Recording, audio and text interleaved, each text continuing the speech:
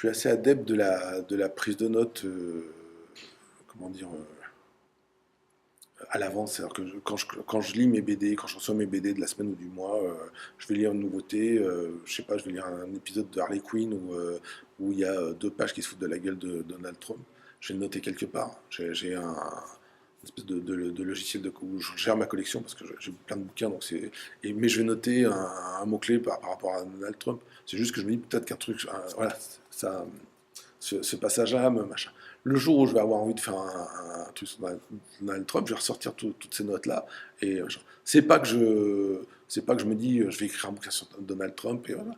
Mais je sais que ce truc-là, cette scène-là, sort du cursus habituel de la série, et que quelque part, elle pique mon intérêt. Donc, est-ce que j'en ferai un dossier sur la politique? Ou est-ce que j'en ferai un dossier sur Trump en soi-même? Ou est-ce que la référence va juste me servir à faire un article sur Harley Quinn où je dirais que c'est quand même une série politisée parce qu'il y a tel truc? Ça, je ne le sais pas encore. Moi, je suis plutôt adepte dans ma méthodologie, de toute façon, de toujours avoir le matériel. Alors que c'est une évidence, mais bon, ça va mieux en le disant, ne pas me contenter d'aller voir sur un site internet que sur un Wikipédia ou un autre, que en 58, un type a écrit une histoire d'homme volant. Oui, mais alors est-ce que c'est un homme volant à la Superman comme ça, ou est-ce que c'est un homme volant qui lévite sur... Enfin, moi j'ai vu ça quand je cherchais pareil sur les trucs de super français. Euh, on dit que le nyctalope, c'est un personnage qui a été créé en 1911, qui peut voir la nuit et qui a un cœur artificiel. C'est le premier super-héros français. Et c'est repris sur plein d'ouvrages. Alors c'est lié aussi sur Wikipédia, sur plein de trucs. Et puis les trucs s'auto-valident. Et voilà. Quand on lit le roman, d'abord on lit le roman de 1909, on se rend compte que c'est pas le nyctalope. C'est un personnage qui a le même nom de famille, mais c'est son père. Le vrai roman où apparaît le nyctalope est en 1911, donc je ne sais plus ce que je t'ai dit en début du truc, mais voilà, c'est bien en 1911 et pas en 1909, mais dans certains textes, dans certains bouquins, on dit c'est 1909. Et, euh, et en fait, quand tu regardes avant, il y a d'autres personnages qui sont beaucoup plus explicitement super-héros et français et qui méritent beaucoup plus ce truc-là. Donc j'ai sorti en particulier un personnage qui s'appelle Loisel, le féminin d'oiseau, qui a des ailes artificielles, c'est une sorte de Batwoman, voilà, qui date d'avant encore, qui date d'avant le premier roman. Il y a des gens qui m'ont dit oui, mais non, parce que c'est pas vraiment, c'est quand même le Nick, parce que le, le problème, c'est que tu sors une information qui va à l'encontre de ce que eux ont perçu parce que ils ont un mec leur a dit qu'un mec leur a dit qu'un mec. Mais non, il faut lire le livre et dans le livre, c'est explicite, c'est pas ce personnage-là.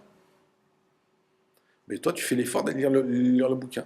C'est pas pour faire le cacou et dire ah j'ai raison, vous avez tort. C'est que si toi tu t'en tiens à lire ce qu'un autre mec a lu et a pensé après l'avoir lu, tu as un effet d'amplification. Et puis tu vas pas aller chercher dans une pièce où on te dit il n'y a rien à chercher.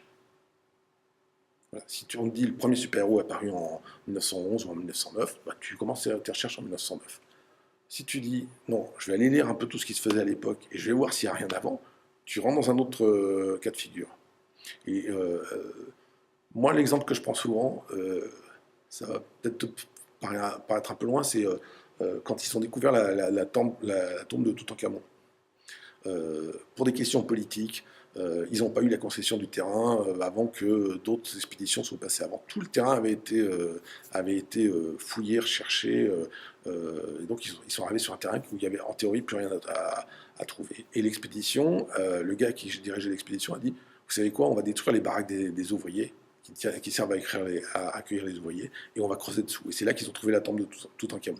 C'est-à-dire que si on s'en tenait à tout a été remué, on ne cherche pas ailleurs puisqu'il n'y a rien à trouver, on trouve rien.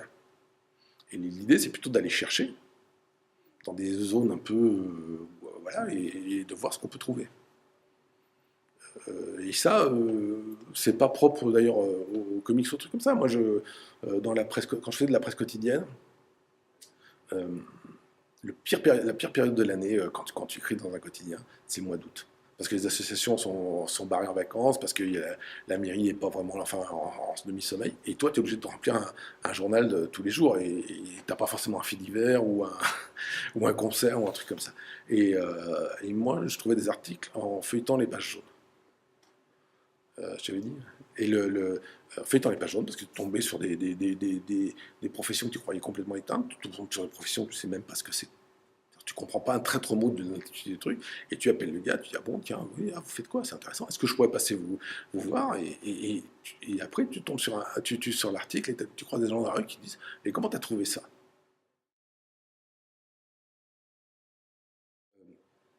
J'avais, par mes contacts professionnels en étant journaliste dans les comics, je connaissais déjà certains intervenants, des gens, par exemple, qui ont travaillé pour Lug et qui ont contribué à faire connaître les comics en France. Et Lug n'avait pas été le seul éditeur, donc j'avais cultivé deux, trois trucs comme ça.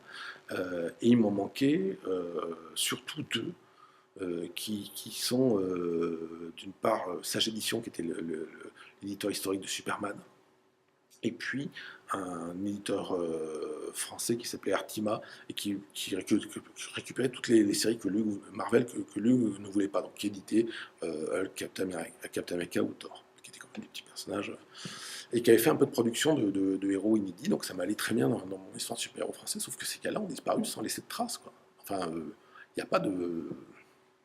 Voilà. Et un jour, je me souviens, c'était un lundi de Pâques. Et je me dis, ouais, il me faut vraiment que je trouve ces deux branches quoi, qui me manquent. Et dans ma méthodologie, il y a aussi l'histoire de matérialiser les trucs. Alors c'est plutôt que passer pour un cinglé et faire le mur de ma chambre avec des cordelettes tendues entre des cartes et des choses comme ça, un peu mur de la conspiration. Moi j'ai un document Google Doc, non, comment, Google Earth, pardon, où en fait je pointe les adresses, les différentes adresses de trucs. Ça permet des fois qu'on se rend compte que bah, finalement deux bleds sont mitoyens, et quand tu cherches à contacter un auteur et que tu ne trouves pas, mais qu'en fin de compte tu te rends compte qu'à 1,5 km il y a un autre auteur que tu connais, peut-être qu'ils se connaissent, et tu appelles le gars et le gars te dit oui, oui bien sûr, je te file son numéro de téléphone.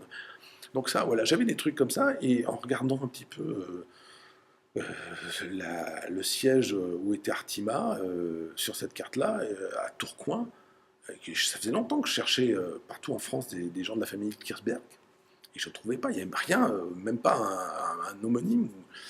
Euh, et là, je me dis, mais ils sont à 1,5 km de la frontière de la Belgique, je cherche en France, mais si ça doute, ils sont en Belgique. Et je cherche par Google, je commençais à chercher les prénoms que je connaissais des enfants, des petits-enfants. Et ça me ramène vers un avis d'obsèque, où c'est presque le même nom, mais c'est pas ce nom-là. Mais tous les prénoms sont bons. Et je regarde un peu, monsieur Untel, ses enfants, ses petits-enfants, la douleur. Et je vois le nom dans les plus jeunes, je vais voir sur les réseaux sociaux, ça fait un peu stalker raconter comme ça. Je vais voir sur les réseaux sociaux, et j'avais regardé exprès dans les plus jeunes en me disant c'est ceux qui sont le plus aptes à être là-dessus. J'en vois un donc, qui était dans les petits-enfants qui était webmaster, et je me dis bon celui-là, il est plus apte à être contacté par mail, donc, enfin je ne prendra pas... Et je contacte ce type en disant est-ce que vous êtes bien la famille? Et le gars me dit non, mon grand-père a l'habitude d'avoir une sorte de nom de business, quoi, comme un nom d'auteur, et de signer avec cette orthographe-là, mais nous sommes cette famille-là.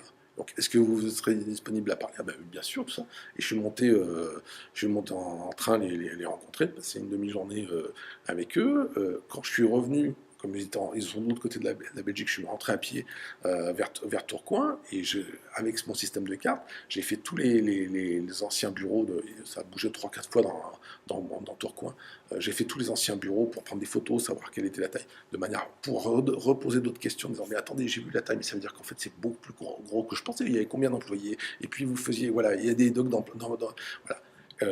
J'ai convaincu, et le dernier siège était énorme, à un moment je crois qu'ils avaient 110 employés ou un truc comme ça, et j'ai convaincu, maintenant c'est un institut du textile ou quelque chose de cet endroit-là, j'ai convaincu un des gars qui était dans le truc de me laisser rentrer pour que je puisse prendre des photos. Les photos, je m'en suis pas servi dans le bouquin, mais elles m'ont servi pour générer des questions, pour savoir, pour aller rencontrer d'autres acteurs du milieu qui me disaient ah oui, vous y avez été, donc vous connaissez, et donc un truc comme ça, voilà, donc j'avais réglé mon truc. Le même jour de ce fameux lundi de Pâques, je me dis, voilà, le type de Sage Édition a complètement disparu de la circulation. Je cherchais un Bernard Trout qui était dans l'édition, et je ne trouvais pas. Et je retrouve sur une vieille notice américaine de DC Comics qui parlait de ses licenciés en 85 ou 86, qui parle de Bernard Trout comme étant passionné de cinéma. Alors je commence à chercher Bernard Trout et cinéma. Google, avec Bernard Trout, film, ça. Et je vois effectivement Bernard Trout, un monsieur un peu âgé, qui s'occupe d'un ciné-club dans la région parisienne, ciné-club municipal.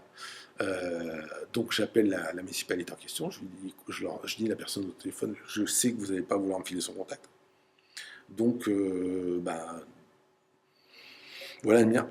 Et s'il vous plaît, je sais pas si vous le ferez, mais donnez-lui mon contact téléphonique et voilà quoi. Et un quart d'heure plus tard, ça me rappelle au bureau, ce monsieur avec la voix très émue me dit ah si vous saviez, si vous saviez. Et je me dis bon, ouais, ça dans ces cas-là, c'est souvent que les gens un peu âgés, parce que lui il a 89 ans, maintenant 90 ans. Je me dis, il va me faire un plan, genre, bah, si vous saviez comme c'est loin, mais si vous saviez comme ça fait plaisir de parler comics avec quelqu'un, il s'était lancé. Et là, il me donne son adresse, et le gars habitait à 1,5 km de chez moi. Il habite toujours, donc en fait, je peux aller à pied chez lui, quoi. C'est pratiquement mon voisin, et c'était rigolo. J'ai des trucs comme ça qui sont assez aberrants. J'ai un autre éditeur que j'ai retrouvé, pas très loin d'ici, là, une trentaine de kilomètres, dans un bled où ma famille habite depuis des années, et le type habite dans un endroit à 200 mètres d'un endroit où j'ai travaillé. Donc je demande à mon père si le nom de cette famille, ça lui dit quelque chose. J'appelle mon père, il me dit non, ça me dit rien. C'est ta mère qui les connaissait, qui était dans une association avec eux. Bon, alors là, je suis en train de... Tout à l'heure, je ressemblais à un stalker, là maintenant, je ressemble à un fou qui a des contacts avec tout le monde et son contraire, mais la vérité, elle est moins glamour que ça. C'est quand tu brasses un certain nombre de données, tu vas mécaniquement, mathématiquement retomber sur deux, trois trucs qui vont te ramener à toi.